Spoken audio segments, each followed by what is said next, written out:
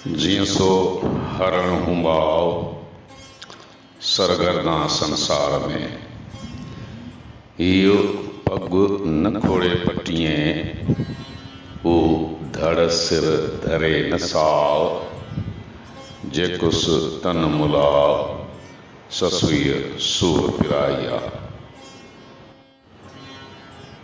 रात ॾिठाई रोज भाए के ओठी आईया,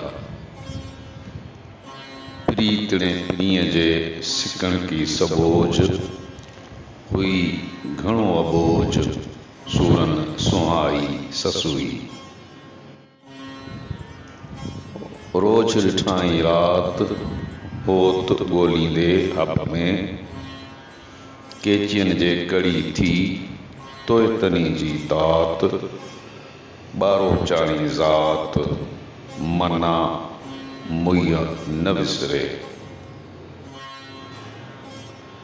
जबल में जानार सरह गॾभई ससुई, भिनीअ पोइ भवारी बांभण जी बाकार, होताणी हेकार मौला मुखे मेड़िए।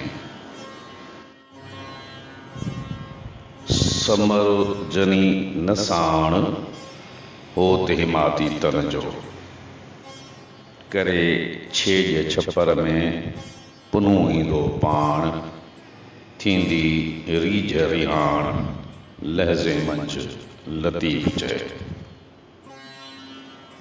पसी से सरही थी जे मयन लंघिया मस, तिथ तहीं खे नाह को लक मिड़ेई लस, हुब जहीं खे होत जी विंदर तहीं खे वस, संदी चांगन चस पेर ठरंदई पब में। ससुई लंघियो सो मर्द जहीं मात किया, जबल वॾो जो नूण मिड़ोई नीह खे। जबल मारे जख जो आॾो आड़ी चन खे, तोणी लकन लख सब लंघींदियसि सिकसी। जबल जेॾोई जो आॾो आड़ी चन खे, वठी वर वाट विया बुरफत पिरोही, रुञुन में रोई पसां शाल पुनूअ खे। जबल सुजन जाल आॾा आड़ी चन खे,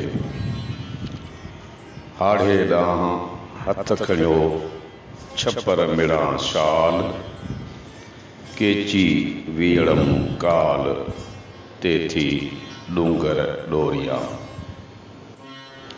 छपर छमर भाइयां कांभो ऐं कारो, पब विझंदियसि पुठिते सुबुह सवारो, वञण मुंहुं वारो कीन वेहंदियसि विच में। छपर ऐं छमर था लॻह लॻन पाण में, आॾा डूंगर कर करा वेध विंगायूं वर, ऐं प्यादी पटिएं निमाणी निधर सूरियूं जित सगर, उत बाताड़ीअ ॿेड़ी थिएं।